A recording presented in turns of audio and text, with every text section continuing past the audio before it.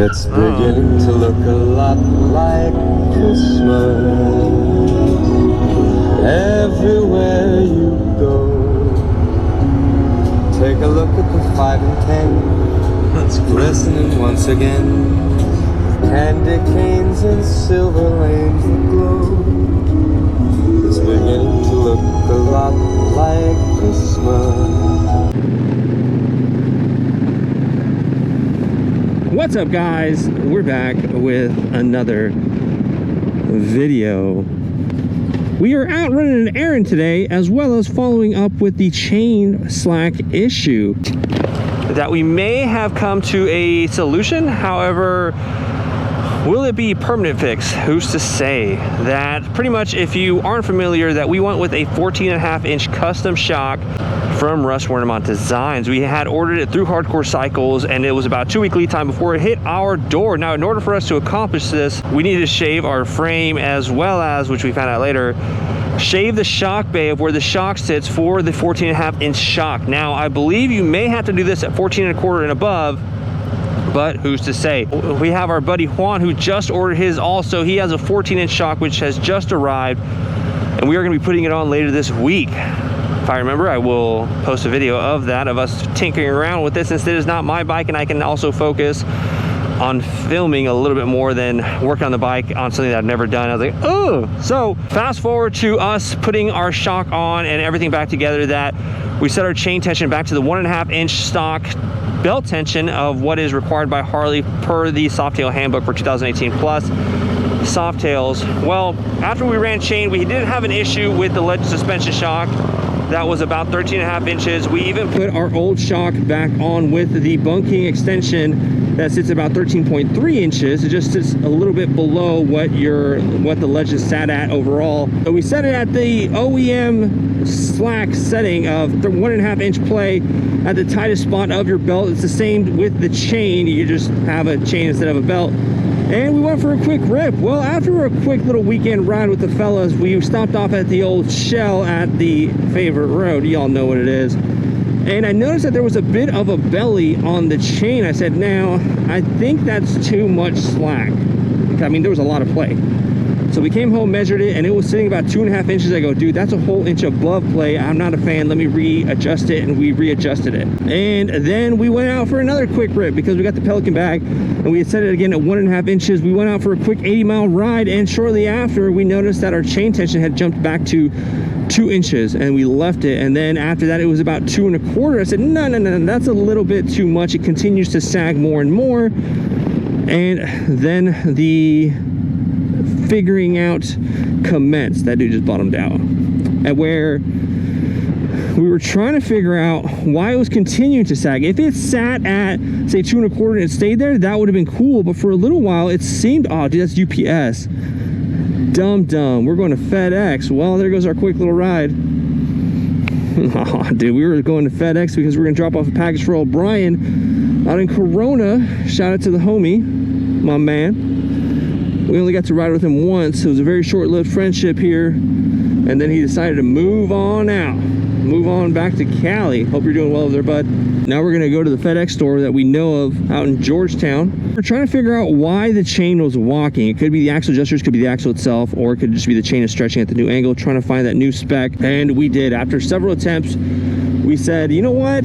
Maybe it's not 1.5 inches. Let's try 2 inches and see where that goes. So we set the chain slack at 2 inches, and shortly after a quick little ride, we rode it for the weekend, and it was about 130 miles overall, and it was sitting at 2.25, still pretty close to the 2-inch mark, which makes me happy that we left it at there for now, and we're gonna continue to ride it. We have a trip coming up to San Antonio where we're gonna rip on down, and at the end of that trip, if the chain continues to have stretched and our axle adjusters look to have moved, or whatever the case, we'll know that there is still an issue with it, and we have to figure out a way to remedy it. Because if we go on a super long trip, it may stretch so much that it might cause chain slap, lock up the rear wheel, and then down we go. Down goes Frazier.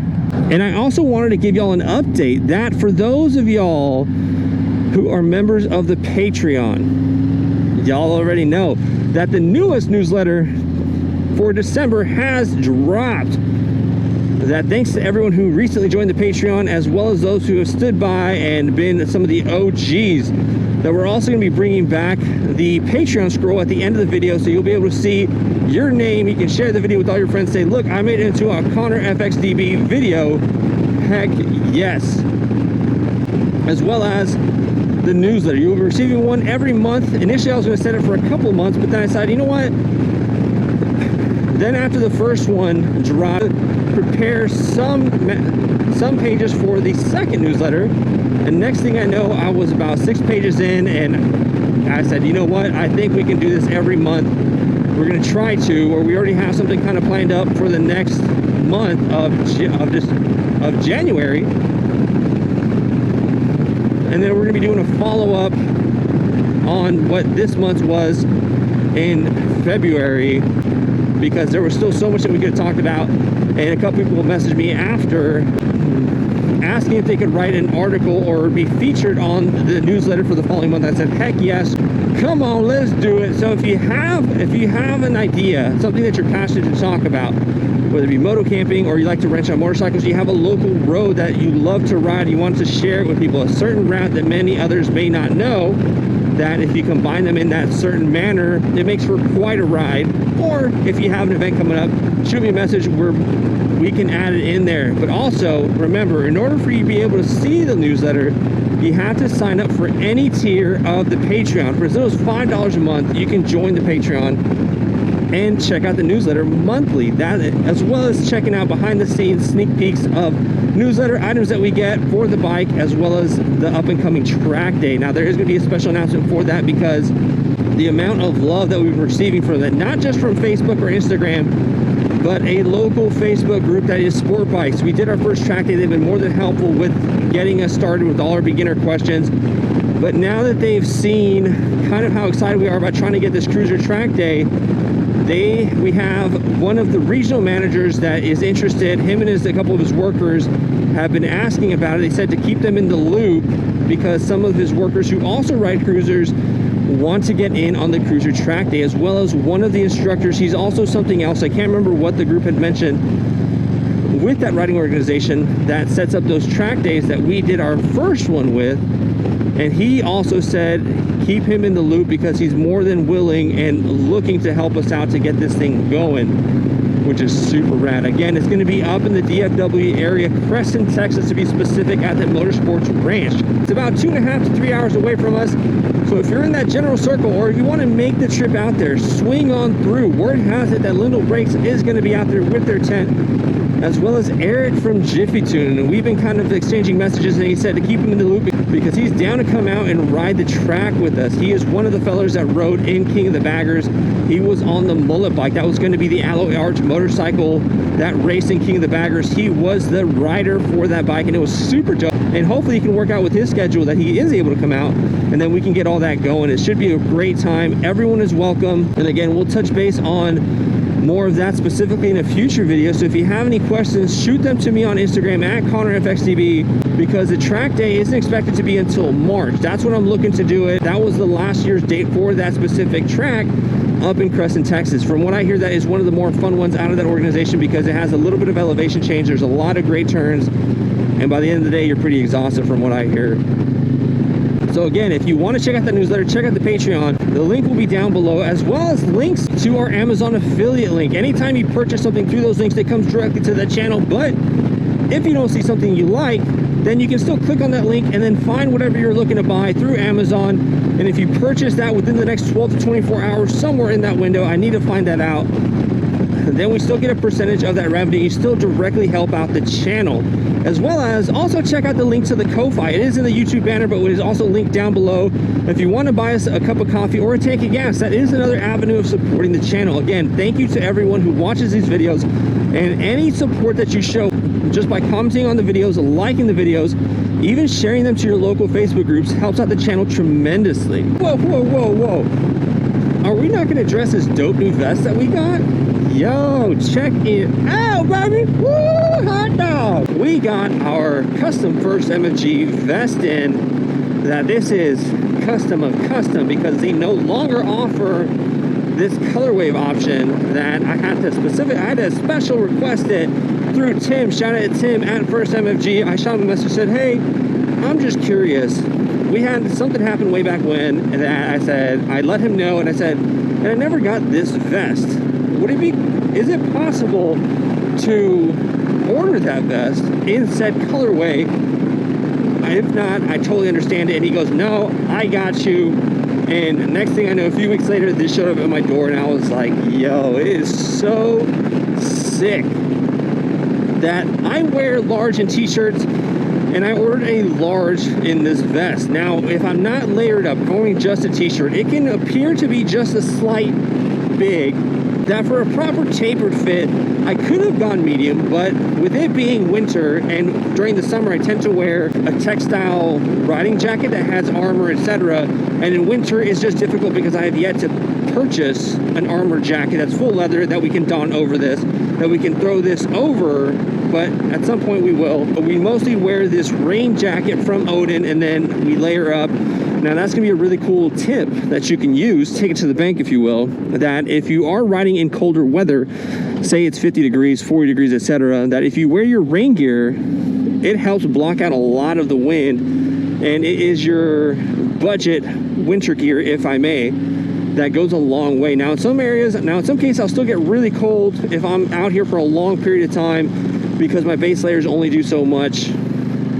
because whatever wind may still get in there, whether it be from the neck or through the sleeves. Now they are tapered a bit, but there is still some wind that may get in there, that in the end, once your core gets cold, your hands start to get cold, because it starts to pull the blood away from your extremities, because it's saying, hey, your core is cold, i.e. your heart, and we need to protect our vital organs, give them warmth and keep them warm, so all your other appendages and limbs you can F off, because you ain't no longer important. Now, if you are out here riding in winter with no gloves, your hands are still gonna be cold because the wind's hitting them, and it's gonna drop your temperature in your hand a lot quicker than if you have something to block out the wind in these colder temperatures. Now right now we're riding around for about 30-40 minutes.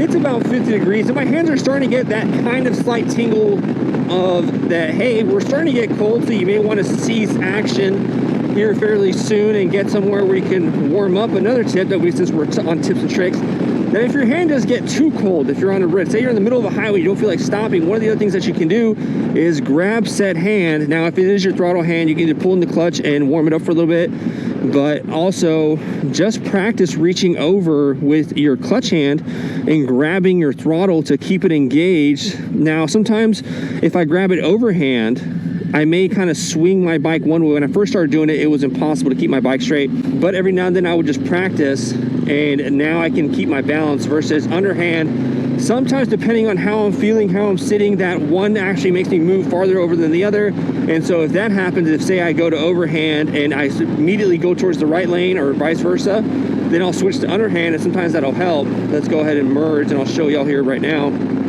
where say my throttle hand is cold, then what I'll do is I'll just reach over, do it with my clutch hand. Now this hand's free, that you can now put it on your motor if you can reach down, and it's going to be warmer than the ambient air around you, like on your hands. And then once you're done, you can bring it back up on top, put it back on your throttle, and then you can also do it underhand, whichever is comfortable for you. And then you can still just throttle as needed with your hand free. Now the clutch hand is extremely easy, because whenever you're not actively switching gears, it's pretty much just hanging out. And so you can just easily put this on your motor somewhere if you want to reach all the way down in your primary. Also, if once you stop, so you get to a gas station, you're gonna fill up and your hands are absolutely frozen, you can also put them on the primary, pretty much on your derby cover, and that is more than enough warmth for your hands. You can either start off with your gloves and then deglove and then put your bare hands on there, however you see fit. While we're at it, one more plug on the vest, that if you're looking to save some money, Christmas is right around the corner. Now the custom vest may not likely arrive in time for Christmas, but you could slip them the invoice without the price, just saying, look what's coming your way, Merry Christmas.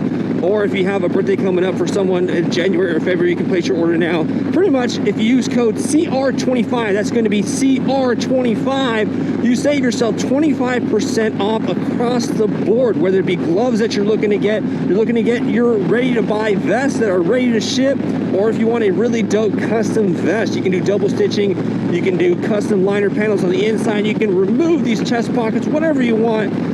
Put in the code CR25 at checkout and you will save yourself 25% off. Again, that is an affiliate coupon code, so anytime you do use that code, it comes back and helps out the channel. We are part of the first MFG affiliate.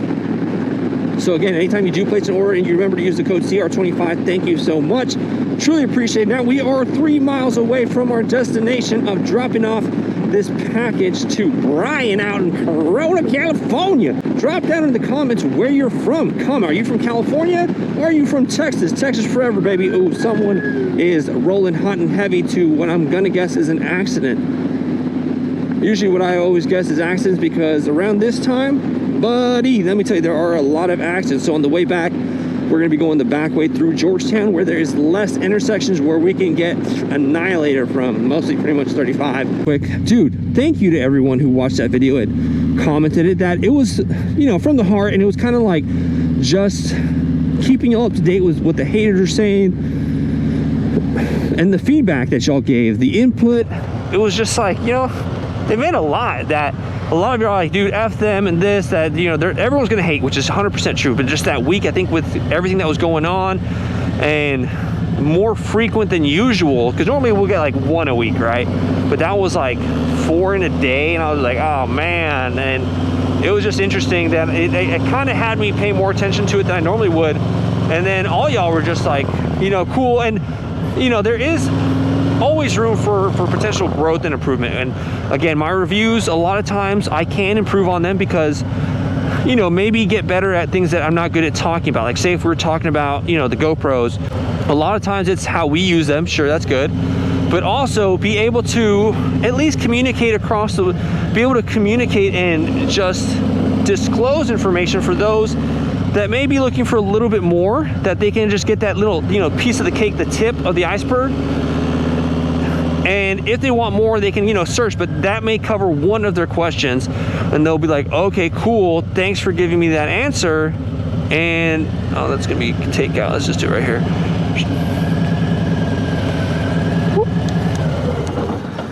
And just improving from there. And again, like with the bags, Pelican, like the overall height, because we didn't include them, we just gave general dimensions and we did a screenshot, because we did it with an iPhone, the first one that's just terrible.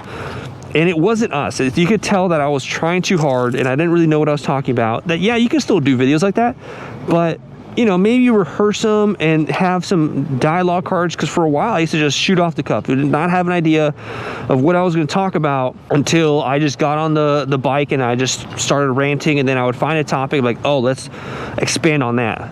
And the first couple of videos that we did, I mean, a lot of the first videos, they're not great, they're not good. But they're out there that we needed to hit that in order to evolve. I mean, they're cringeworthy, and I know I always say that, but it helped us grow to know how to talk, how to clean up our language, because that was one of the things that at first we used to swear a lot. I had this woman in one of my classes, and she had mentioned, she goes, hey, I like watching your videos, because when I first started, I was spamming everybody, like, oh, hey, check out my YouTube channel. Oh, I got a YouTube channel. And then she said she would watch them, and she goes, I swear a lot. I go, okay, you know, thanks, cool. And I didn't really thought I swore a lot. I knew I swore and cursed, right? But I didn't know it was that much till she pointed it out. And then this other guy also told me, he goes, he chooses not to swear because that's a discipline that many people won't take the time to do, and we'll still do it now, you know, like but just not how we did it. And also, if you happen to get mad and you do swear, like even if I say I'm aggravated and I swear, for the people that around me know me, that if I happen to actually swear in that manner, that they're like, whew, you know, he's actually upset, that it saves those words in the event, like if I can't express myself. But there's always a way to express yourself. Anyway, that was a long tangent. that she says she tries to watch them, but a lot of times her daughters are with her, so she can't watch them with them because there's a lot of swearing. She doesn't want her daughters to be exposed to that. So I said, okay, cool. I made it a point to clean up my language. Now fast forward that, you know, at first it was just in the videos, and then it transferred over to my everyday life where I don't swear that often. I don't know, it's speech on that. So that really helped me grow from the first videos that we did. Like if you go back, you'll see that I'm cussing a lot, like almost like one cuss word every 30 seconds or a minute. And a couple people were like, oh, it's your videos, talk how you want. At the same time, I was trying to think of like the whole Connor channel as a brand where I want more people to watch it, not just a certain group. Like I want to be more expanded. And with 2021, the idea that we're going with, that's gonna be a special series, seasons.